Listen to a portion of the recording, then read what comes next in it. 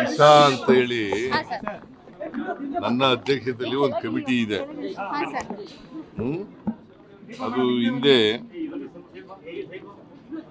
ಕೇಂದ್ರ ಪುರಸ್ಕೃತ ಯೋಜನೆಗಳನ್ನ ರಿವ್ಯೂ ಮಾಡಲಿಕ್ಕೆ ಒಂದು ಸಮಿತಿ ಇದೆ. ಆ ಸಮಿತಿ ಅಧ್ಯಕ್ಷ ನಾನು. ಒಟ್ಟು ಈ ಕೇಂದ್ರ ಪುರಸ್ಕೃತ ಯೋಜನೆಗಳು ಸುಮಾರು 67 ಯೋಜನೆಗಳಿದ್ದಾವೆ. ಅವುಗಳನ್ನೆಲ್ಲ ರಿವ್ಯೂ ಮಾಡಿದ್ದೀವಿ. ಒಟ್ಟಾರೆಯಾಗಿ ರಾಜ್ಯ ಸರ್ಕಾರ ಖರ್ಚು ಮಾಡ್ತಕ್ಕಂಥದ್ದು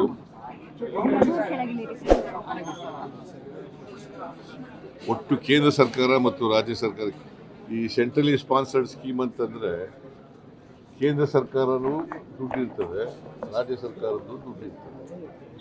ಒಂದೊಂದು ಯೋಜನೆಗಳ ಮೇಲೆ ಡಿಪೆಂಡ್ ಆಗಿರ್ತದೆ. ಒಂದೊಂದು ಯೋಜನೆಗಳು 50-50 ಇರ್ತವೆ, ಒಂದೊಂದು ಯೋಜನೆಗಳು 60-40 ಇರ್ತವೆ, ಒಂದೊಂದು ಯೋಜನೆಗಳು 70-30 ಇರ್ತವೆ, ಒಂದೊಂದು ಯೋಜನೆಗಳಲ್ಲಿ ರಾಜ್ಯ ಸರ್ಕಾರದ ಜಾಸ್ತಿ ಇರ್ತದೆ. ಈಗ ಫಾರ್ ಎಕ್ಸಾಂಪಲ್ ಒಟ್ಟು ಕರ್ನಾಟಕದಲ್ಲಿ ಸೆಂಟ್ರಲಿ ಸ್ಪಾನ್ಸರ್ಡ್ ಸ್ಕೀಮ್ಗಳಿಗೆ ಒಟ್ಟು ಖರ್ಚು ಮಾಡ್ತಕ್ಕಂಥದ್ದು 46,859 ಕೋಟಿ. 46,859 ಕೋಟಿ. ಕೇಂದ್ರ ಸರ್ಕಾರ ಖರ್ಚು ಮಾಡ್ತಕ್ಕಂಥದ್ದು 22,758 ಕೋಟಿ. ಕೇಂದ್ರ ಸರ್ಕಾರದಿಂದ ಬರ್ತಕ್ಕಂಥದ್ದು 22,758 ಕೋಟಿ. ರಾಜ್ಯ ಸರ್ಕಾರದಿಂದ ಬರ್ತಕ್ಕಂಥದ್ದು ಅದರಲ್ಲಿ 22,758 ಕೋಟಿ ರೂಪಾಯಿನಲ್ಲಿ 24-25ರಲ್ಲಿ 18,562 ಕೋಟಿ ರೂಪಾಯಿ ಮಾತ್ರ ಬಂದಿದೆ. ಇನ್ನೂ 4,000 ಚಿಲ್ಲರೆ ಕೋಟಿ ಬರಲಿಲ್ಲ. ಕೊಡ್ಲಿಲ್ಲಯ್ಯ, 4,000 ಚಿಲ್ಲರೆ ಕೋಟಿ ಬರಲಿಲ್ಲ. ಈ 46,000 ಕೋಟಿನಲ್ಲಿ ಕೇಂದ್ರ ಸರ್ಕಾರದಿಂದ ಬರ್ತಕ್ಕಂಥದ್ದು 22,000 ಕೋಟಿ. ಅಂದರೆ ಇನ್ನು 24,000 ಕೋಟಿ ರಾಜ್ಯ ಸರ್ಕಾರ ಖರ್ಚು ಮಾಡೋದು. 24,000 ಕೋಟಿ ರಾಜ್ಯ ಸರ್ಕಾರ, 22,000 ಚಿಲ್ಲರೆ ಕೋಟಿ ಕೇಂದ್ರ ಸರ್ಕಾರ. ಅಂದರೆ ಸೆಂಟ್ರಲಿ ಸ್ಪಾನ್ಸರ್ಡ್ ಸ್ಕೀಮ್ಗಳಲ್ಲಿ ರಾಜ್ಯ ಸರ್ಕಾರನೇ ಜಾಸ್ತಿ ಖರ್ಚು ಮಾಡ್ತದೆ.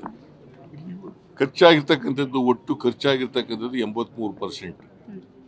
ನಾನು ಅದಕ್ಕೆ ಅಧಿಕಾರಿಗಳಿಗೆ ಹೇಳಿದ್ದೀನಿ, ಮುಂದಿನ ಈ ವರ್ಷದಿಂದ ಅಂದರೆ 25-26ರಿಂದ ಈ ವರ್ಷದಿಂದ 100% ಖರ್ಚು ಮಾಡಬೇಕು ಅಂತ ಹೇಳಿದ್ದೀನಿ. 83%. ಆ ಕಾರಣ ಏನು ಹೇಳ್ತಾರೆ ಅಂತಂದರೆ, ನಮಗೆ ಕೇಂದ್ರ ಸರ್ಕಾರದಿಂದ ಕೊನೆಯಲ್ಲಿ ಬಂತು ದುಡ್ಡು, ಫೆಬ್ರವರಿಗೆ ಬಂತು, ಮಾರ್ಚ್ನಲ್ಲಿ ಬಂತು, ಹಾಗಾಗಿ ನಾವು ಖರ್ಚು ಮಾಡೋಕ್ಕಾಗಲಿಲ್ಲ. ಮಾರ್ಚ್ನಲ್ಲಿ ಬಂದದ್ದು ಲ್ಯಾಪ್ಸ್ ಏನಾಗಲ್ಲ. ಆ ದುಡ್ಡು ಬಂದ ದುಡ್ಡನ್ನು ಈ ವರ್ಷ ಓಪನಿಂಗ್ ಬ್ಯಾಲೆನ್ಸ್ನಲ್ಲಿ ಇಟ್ಕೊಂಡು ಖರ್ಚು ಮಾಡ್ತೀವಿ ಅದನ್ನು.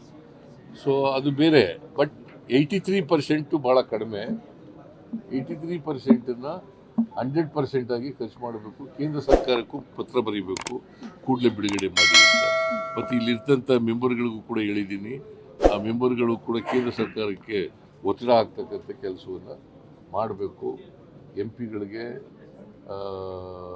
ನಾನು ಎಲ್ರಿಗೂ ಪತ್ರ ಬರೆದಿದ್ದೀನಿ. ಎಲ್ಲ MP ಗಳಿಗೆ, BJP ಅವರಿಗೆ, ಕಾಂಗ್ರೆಸ್ನವ್ರಿಗೆ, JDSನವ್ರಿಗೆ ಎಲ್ರಿಗೂ ಪತ್ರ ಬರೆದಿದ್ದೀನಿ. ಮೀಟಿಂಗು ಕೂಡ ಮಾಡಿದ್ದೀನಿ.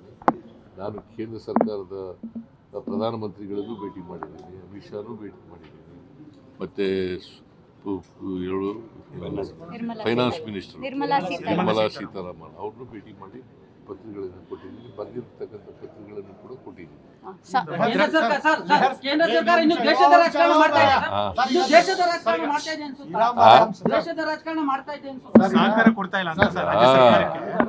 ನೋಡ್ರಿ, ನಾನು ಈಗ ರಾಜಕೀಯ ಮಾತಾಡಕ್ಕೆ ಹೋಗಲ್ಲ.